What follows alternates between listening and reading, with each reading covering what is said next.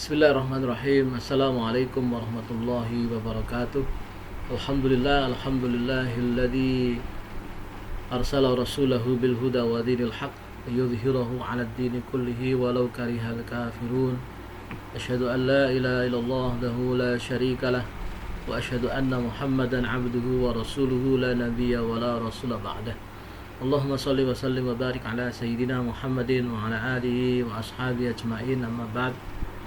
Ayal hadirun wal mustami'un, para hadirin, para jamaah yang dimuliakan Allah Subhanahu wa taala. Alhamdulillah, marilah kita senantiasa bersyukur kepada Allah Subhanahu wa taala kita bisa bertemu kembali di dalam kajian hikmah kalam ilahi yang insyaallah kajian ini akan kita senantiasa lakukan untuk menambah keimanan, untuk mentadabburi Al-Qur'an, untuk bisa kita terapkan di dalam kehidupan kita.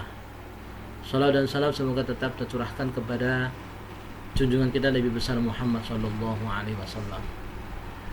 Para hadirin, para jamaah yang dimuliakan Allah Subhanahu wa taala, pada kesempatan kali ini kita akan membahas satu tema, yaitu isti'anah dengan sabar dan sholat. Dan ayat yang akan kita bahas di dalam kesempatan kali ini adalah surah Al-Baqarah ayat 153. Baiklah, sebelum kita mulai kajian, saya akan membacakan firman Allah Ta'ala. A'udzubillahi minasyaitonirrajim.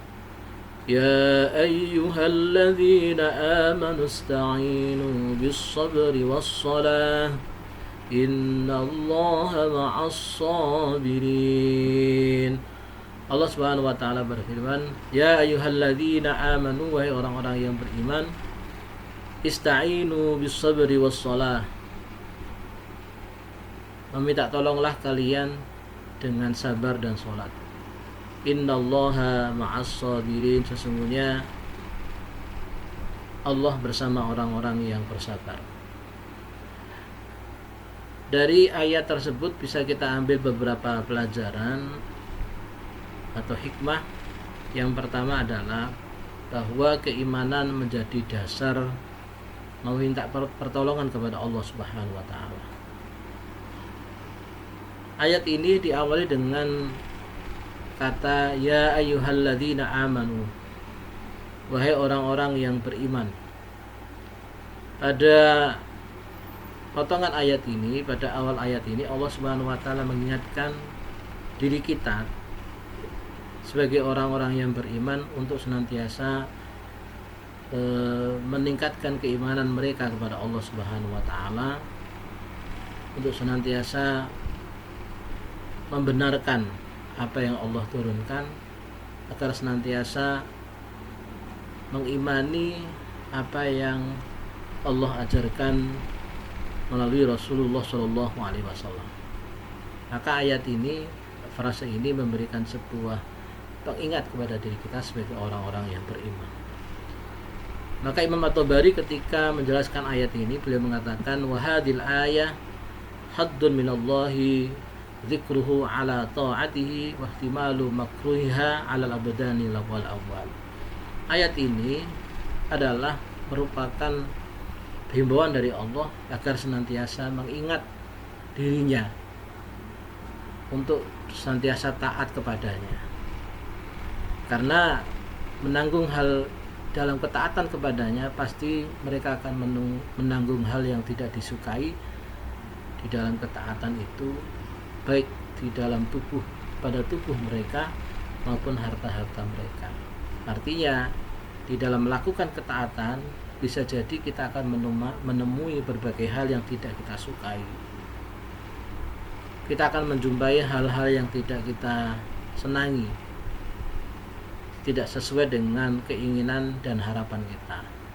Bahkan terkadang dalam menjalankan ketaatan kepada Allah Subhanahu wa taala akan muncul berbagai hambatan, gangguan, ancaman, bahkan bahaya di depan kita. Ketika kita mengerjakan ibadah yang dengan ada resiko-resiko, seperti misalnya aktivitas dakwah misalnya, kita akan banyak menghadapi hambatan maupun gangguan. Karena bisa jadi apa yang kita sampaikan itu tidak sesuai dengan apa yang diinginkan manusia. Berbeda dengan apa yang menjadi pendapat dan pandangan manusia. Dan ketika ada perbedaan itulah maka muncul, kalau mereka menerima maka mereka akan beriman, mereka akan mengikuti apa yang kita sampaikan.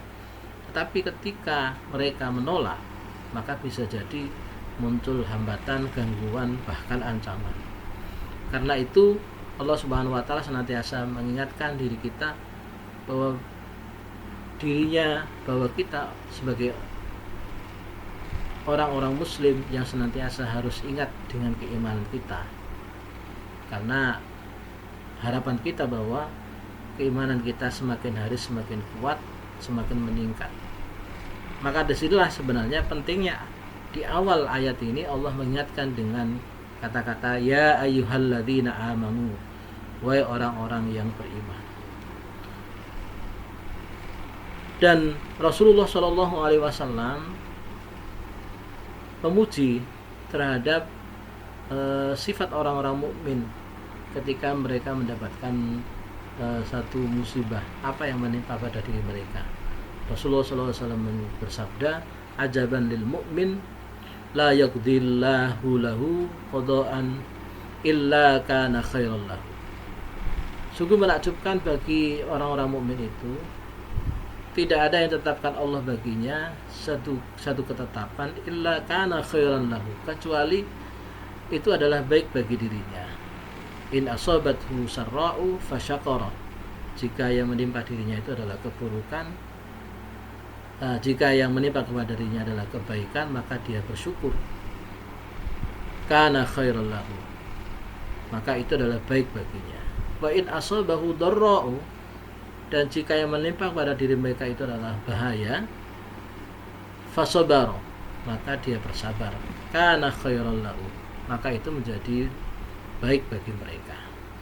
Inilah pujian dari Rasulullah SAW ketika kita dalam menjalankan ketaatan, kita ditimpa musibah yang bisa jadi apa yang menimpa diri kita itu tidak hanya kebaikan, tetapi juga keburukan-keburukan, bahkan ancaman yang menimpa diri kita.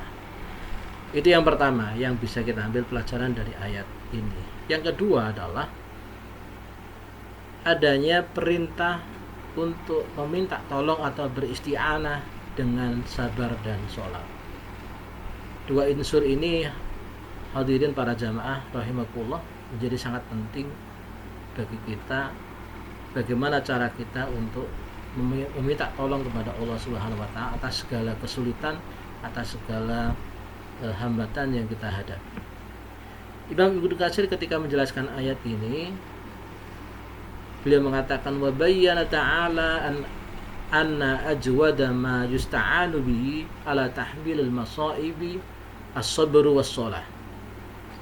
Allah Subhanahu wa taala menjelaskan bahwa sarana yang paling baik untuk menanggung segala macam al-masaib, segala macam musibah atau cobaan adalah as-sabru was-shalah, adalah sabar dan sholat. Sebagaimana di dalam ayat tersebut, ista'inu bis-sabri was-shalah wa innaha lakabiratun illa 'alal khashi'in.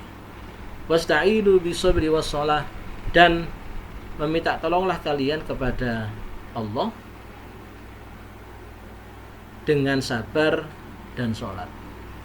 Wa innaha lakabiratun illa 'alal khashi'in. Sesungguhnya demikian itu sangat sungguh berat kecuali bagi orang-orang yang khusyuk, sebagaimana disebutkan oleh Allah dalam surah Al-Baqarah ayat 45.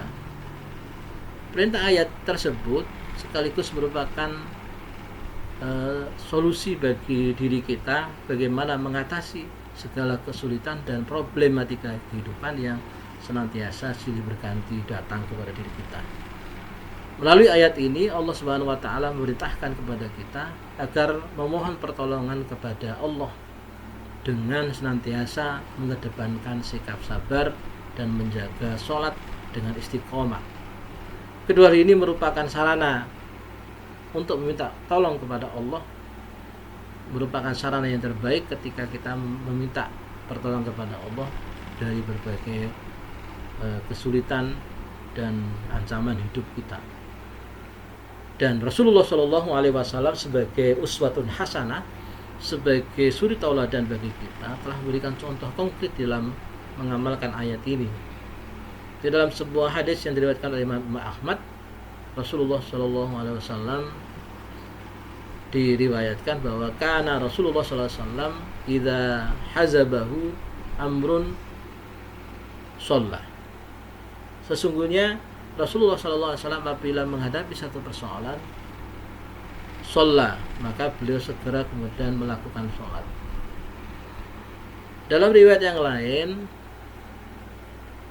Hudzaifah bin Yaman menceritakan bahwa pada satu malam ketika berlangsungnya perang Ahzab, saya menemui Rasulullah Shallallahu Alaihi Wasallam sementara waktu itu beliau lagi sholat seraya kemudian menutup tubuhnya dengan jubah.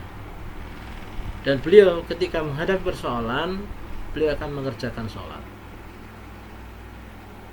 Begitulah dengan riwayat yang lain. Jadi suatu ketika Ali bin Abi Thalib mengatakan bahwa Rasulullah SAW ketika berada dalam kondisi perang Badar, maka pada berlangsungnya perang Badar itu, ketika kami semua, jadi kata Imam Ali, ketika kami semuanya tidur, maka Rasulullah SAW beliau itu sholat dan kemudian berdoa sampai pagi hari. Inilah yang menjadi dicontohkan oleh Rasulullah SAW ketika beliau menghadapi kesulitan, menghadapi kesusahan, menghadapi ancaman, sebagaimana dalam perang Badar, ya, perang Badar Al-Kubra, yang perang menentukan antara nasib kaum muslimin. Beliau berdoa, beliau sholat sampai kemudian pagi. Kemudian dalam riwayat lain juga disebutkan bahwa para sahabat pun demikian. Jadi suatu ketika Ibnu Abbas radhiyallahu anhu itu melakukan perjalanan, ketika sampai dalam perjalanan itu ada sampai berita tentang saudaranya yaitu Qatsum. Kemudian dia langsung menghentikan kendaraan dan segera mengerjakan sholat dengan melamakan duduknya. Kemudian ia bangkit dan sambil dia menuju pada kendaraannya lagi sambil mengatakan, ya Allah, jadikanlah sabar dan sholat sebagai penolongmu. Dan sesungguhnya yang demikian itu adalah berat kecuali orang-orang yang khusyuk. Ini adalah kisah Ibnu Abbas. Jadi para sahabat pun melakukan hal itu. Dan yang perlu dicatat pula bahwa betapapun kita menyabarkan hati kita, kadang-kadang beratnya cobaan itu bisa mengguncangkan diri kita, mengguncangkan keimanan kita, mengguncangkan batin kita. Maka dengan kita sholat sekurang-kurangnya 5 kali dalam sehari, 5 waktu dalam sehari, insya Allah hati kita yang tadi lemah, yang tidak berdaya, niscaya kita akan menjadi kuat kembali. Maka dengan sabar dan sholat itulah kita akan bisa mengokohkan jiwa kita sebagai seorang mukmin. Karena sebagaimana tadi saya sampaikan, mara bahaya itu senantiasa kita hadapi, dan itu sangatlah sakit, sangatlah berat pada diri kita, yang kadang-kadang itu kita tidak bisa menanggung hal itu. Ini adalah satu hal yang menjadi catatan bagi kita. Kalau kita tidak bersama kepada Allah, tidak senantiasa ingat kepada Allah, kita tidak kemudian melakukan sholat ya dengan sabar, maka kita tidak akan menghadapi itu semua. Karena dengan orang sabar, ya, dengan kesabaran yang kita miliki dan keimanan yang kita miliki, insya Allah kita akan mampu melampaui hal itu. Tidak hanya itu saja. Jadi kalau kita lihat di dalam kisah para nabi dan rasul, jadi kita juga temukan kisah-kisah bagaimana para nabi dan rasul itu sangat sabar. Misalnya Nabi Yakub, jadi lebih dari 25 tahun beliau itu menunggu anaknya yang hilang sampai dia buta, dan akhirnya Nabi Yusuf itu kembali. Jadi selama 25 tahun baru kembali. Anaknya yaitu Nabi Yusuf itu juga menderita di penjara karena difitnah. Kemudian beliau bersabar menjalani nasibnya sampai suatu ketika beliau dipanggil untuk menjadi seorang pejabat di daerah tersebut. Begitulah dengan Nabi Ayub.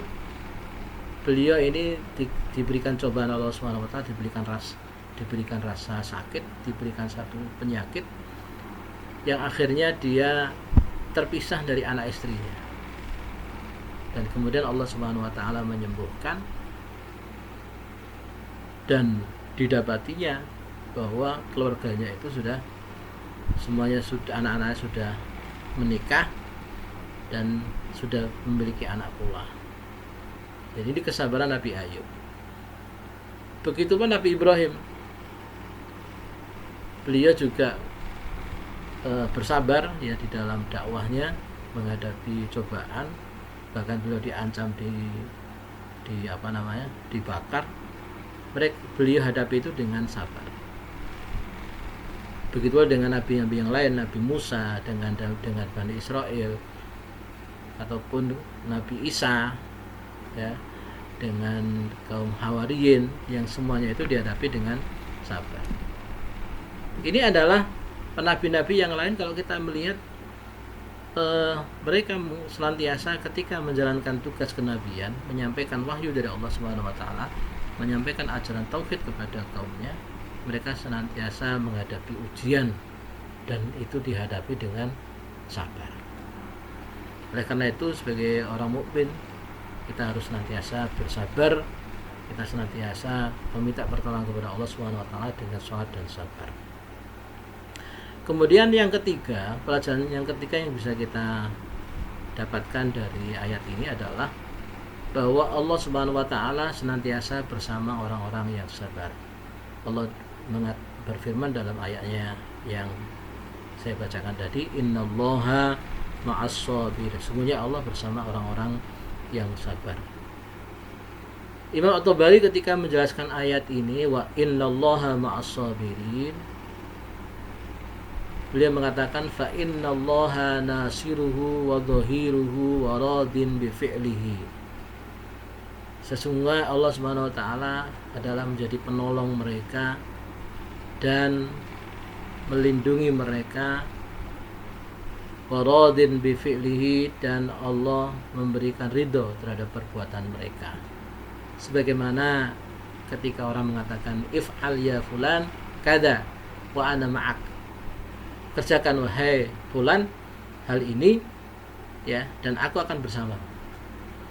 Yang dimaksud dengan kata-kata ini adalah inni nasiruka ala fi'lika wa dzalika wa mu'inuka alaihi. Kerjakan wahai fulan hal itu, aku akan menolong apa yang kau kerjakan, dan aku akan membantu dirimu atasnya. Jadi ini menunjukkan bahwa ketika Allah mengatakan innallaha ma'as-sabirin, sesungguhnya Allah bersama orang-orang yang bersabar, itu artinya bahwa Allah Subhanahu wa taala senantiasa akan mendampingi, akan senantiasa menolong hamba-hambanya yang mereka beriman kepada Allah Subhanahu wa taala. Hamba-hambanya senantiasa bersabar di dalam menghadapi segala cobaan dan ujian.